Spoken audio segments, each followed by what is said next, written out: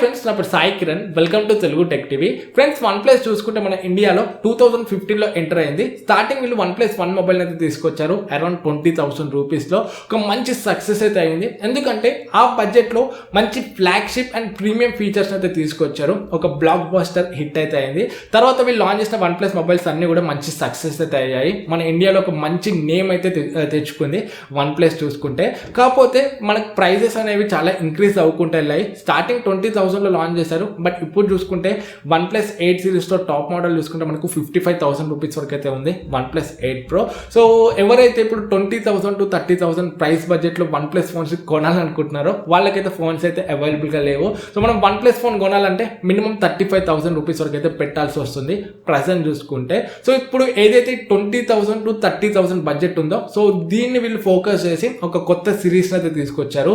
OnePlus 8 Lite అని starting rumours వచ్చాయి, తర్వాత OnePlus Z అని వచ్చాయి. బట్ ఇప్పుడు చూసుకుంటే మాత్రం OnePlus Nord అని చెప్పేసి అఫీషియల్గా అయితే కన్ఫర్మేషన్ అయితే అయిపోయింది. ఇప్పుడు మన ఇండియన్ అమెజాన్ వెబ్సైట్లో చూసుకుంటే కూడా దీనికి సంబంధించి లిస్టింగ్ అయితే అయింది. సో ఈ రోజే OnePlus Nord అని ఒక లిస్టింగ్ అయితే అయింది. అక్కడ OnePlus మొబైల్ ఫోన్ సంబంధించిన ఒక ఇమేజ్ కూడా కనపడుతుంది. రీసెంట్గా వీళ్ళు ఒక డాక్యుమెంటరీ అయితే రిలీజ్ చేశారు OnePlus Nord కి సంబంధించి. సో దాని ప్రకారం చూసుకుంటే ఫస్ట్ వీళ్ళు OnePlus Nord ని ఇండియా అండ్ ఇంకా యూరోప్లోనైతే లాంచ్ చేస్తున్నట్టు తెలుస్తుంది. సో వీళ్ళు కొంచెం ఇండియాని అయితే ఎక్కువగా ఫోకస్ చేస్తారు ముందు నుండి అంతే, ఎందుకంటే మన ఇండియాలో OnePlus కి ఫ్యాన్ బేస్ అనేది ఎక్కువ ఉంది అండ్ ఇంకా సేల్స్ కూడా బయట కంట్రీస్తో కంపేర్ చేస్తే మన ఇండియాలో కొంచెం సేల్స్ అయితే ఎక్కువగా అవుతాయి. అందుకే మన ఇండియాని వీళ్ళు కొంచెం ఎక్కువగా ఫోకస్ చేస్తారు.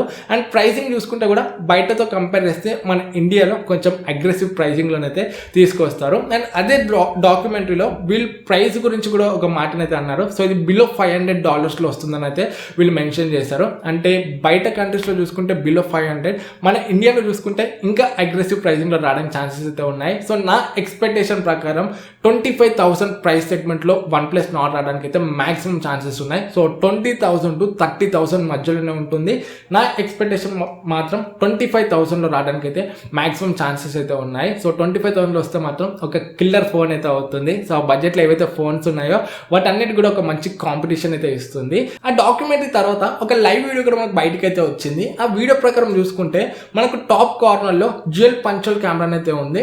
రూమర్స్ ప్రకారం చూసుకుంటే ఒకటి 32 మెగాపిక్సెల్ ప్రైమరీ సెన్సర్ అంటున్నారు అండ్ ఇంకొకటి 8 megapixel ultra wide angle lens అన్నట్టయితే మనకు తెలుస్తుంది. సో ఇదే కెమెరా కాంబినేషన్ వస్తే మాత్రం ఒక ఎక్సలెంట్ కెమెరా సెటప్ అయితే అవుతుంది. సో 32+8 అంటే ఒక మంచి కాంబినేషన్ అని చెప్పవచ్చు. అండ్ మనకు బ్యాక్ సైడ్ చూసుకుంటే ఈరోజు మనకు అమెజాన్ ఇండియా వెబ్సైట్లోనైతే ఒక లిస్టింగ్ అయితే చేశారు. దాంట్లో మనకు బ్యాక్ సైడ్ ఇమేజ్ అయితే కనబడుతుంది. బ్యాక్ సైడ్ చూసుకుంటే మనకు వర్టికల్ కెమెరా సెటప్ అయితే ఉంది. సో మనకు ముందు రూమర్స్ ప్రకారం చూసుకుంటే ట్రిపుల్ కెమెరా సెటప్ అని కొన్ని రూమర్స్ వచ్చాయి అండ్ క్వాడ్ కెమెరా సెటప్ అని కూడా కొన్ని రూమర్స్ అయితే వచ్చాయి. కాకపోతే ఆ ఇమేజ్ ప్రకారం చూసుకుంటే మాత్రం మనకు కొంచెం ట్రిపుల్ కెమెరా సెటప్ ఉండడానికి అయితే ఛాన్సెస్ ఉన్నట్టయితే తెలుస్తుంది. సో ఒకవేళ ట్రిపుల్ కెమెరా సెటప్ ఉంటే మాత్రం 64 మెగాపిక్సెల్ ప్రైమరీ సెన్సర్ ఉండడానికి ఛాన్స్ ఉంది అండ్ ఇంకొకటి 16 megapixel wide angle lens and ఇంకొక 2 మెగాపిక్సెల్ డెప్త్ సెన్సర్ ఉండడానికి ఛాన్సెస్ అయితే ఉన్నాయి. ఒకవేళ క్వాడ్ కెమెరా సెటప్ ఉంటే మాత్రం ఇంకొక 2 మెగాపిక్సెల్ మైక్రో షాట్ లెన్స్ అయితే యాడ్ అవ్వడానికి ఛాన్సెస్ అయితే ఉన్నాయి. అండ్ మనకు OnePlus బ్రాండింగ్ చూసుకుంటే కూడా టాప్ సెంటర్లోనైతే ఉంది. మనకు అక్కడ ఫింగర్ ప్రింట్ స్కానర్ అయితే ఏమీ కనబడట్లేదు అండ్ కింద చూసుకుంటే మనకు బాటంలో OnePlus నేమ్ అయితే ఇచ్చారు. అండ్ మనకి ఇక్కడ ఫింగర్ ప్రింట్ స్కానర్ కూడా లేదు కాబట్టి maximum in display finger print scanner ఉండడానికి అయితే ఛాన్స్ ఉంది. So in display finger print scanner అంటే ఇక్కడ AMOLED డిస్ప్లే ఉన్నట్టు కూడా మనకైతే అర్థమవుతుంది. ఎందుకంటే మనకు in display finger print scanner అనేది AMOLED డిస్ప్లేలోనే వర్క్ అవుతుంది. ప్రజెంట్ చూసుకుంటే టెక్నికల్గా మనకు IPS డిస్ప్లేలో కూడా వర్క్ అవ్వాలి, కాకపోతే మనకు ఇంకా ఆ టెక్నాలజీ అయితే ప్రజెంట్ అవైలబుల్గా లేదు. కాబట్టి మనకు దీంట్లో AMOLED డిస్ప్లే ఉన్నట్టు కూడా అయితే క్లియర్గా తెలుస్తుంది. అండ్ మనకు కొన్ని స్ట్రాంగ్ రూమర్స్ కూడా ఉన్నాయి. దీంట్లో 6.55 ఇంచ్ FHD ప్లస్ డిస్ప్లే వస్తుందని చెప్పేసి, అది కూడా AMOLED డిస్ప్లే, అది కూడా 90 హెర్ట్జ్ రిఫ్రెష్ రేట్తోనే. So AMOLED display 90 hertz refresh rate ఇదే బడ్జెట్లో వచ్చింది అనుకో 25,000లో ఒక ఎక్సలెంట్ డీల్ అయితే అవుతుంది. సో ఈ బడ్జెట్లో ఉన్న మొబైల్ ఫోన్స్ అన్నిటి కూడా ఒక మంచి కాంపిటీటర్ అయితే అవుతుంది. నెక్స్ట్ మనం హార్డ్వేర్ చూసుకున్నట్లయితే ముందు లీక్స్ అండ్ రూమర్స్ ప్రకారం చూసుకుంటే MediaTek Dimensity 1000 ప్రాసెసర్తో వస్తుందని చాలా రూమర్స్ అయితే వచ్చాయి. సో అది మనకు మంచి పవర్ఫుల్ ప్రాసెసర్, 5G ప్రాసెసర్. కాకపోతే రీసెంట్గా చూసుకుంటే మాత్రం మనకు కొంచెం స్ట్రాంగ్ రూమర్స్ అయితే ఉన్నాయి. దీనిలో Snapdragon 765G ప్రాసెసర్ ఉంటుందని చెప్పేసి, ఇది కూడా మనకు 5G ప్రాసెసరే. సో మనకు మిడ్ రేంజ్లో కొంచెం పవర్ఫుల్ ప్రాసెసర్ అనేది చెప్పవచ్చు. కాకపోతే Dimensity 1000 అంత పవర్ఫుల్ ప్రాసెసర్ అయితే కాదు ఇది. రీసెంట్గా యూరోప్లో Qualcomm వాళ్ళు ఒక ట్వీట్ కూడా పెట్టారు. సో OnePlusని ట్యాగ్ చేస్తూ ఆ ట్వీట్ ప్రకారం చూసుకుంటే మనకు క్లియర్గా అర్థమవుతుంది ఈ OnePlus కొత్త సిరీస్లో అంటే Nord సిరీస్లో Snapdragon ప్రాసెసర్ ఉన్నట్టే. అంటే మాక్సిమం దీంట్లో మనకు Snapdragon 765G ప్రాసెసరే ఉన్నట్టయితే ఇక్కడ క్లియర్గా క్లియర్గా అర్థమవుతుంది. అండ్ ర్యామ్ చూసుకుంటే మనకు మినిమం 6 GB ర్యామ్ అయితే ఉంటుంది. అండ్ స్టోరేజ్ కూడా వీళ్ళు చెప్పిన లీక్స్ ప్రకారం చూసుకుంటే 128 GB స్టోరేజ్తో వస్తున్నట్టు తెలుస్తుంది. కాకపోతే నా ఎక్స్పెక్టేషన్ ప్రకారం బేస్ వేరియంట్ ఉంటే 64 GB స్టోరేజ్ ఉండడానికి కూడా ఛాన్సెస్ అయితే ఉన్నాయి. అండ్ లైవ్ వీడియో ప్రకారం చూసుకుంటే దీంట్లో మనకు 3.5mm జాక్ కూడా కనబడట్లేదు. అంటే 3.5mm జాక్ కూడా స్కిప్ అవ్వడానికి అయితే మాక్సిమం ఛాన్సెస్ అయితే ఉన్నాయి.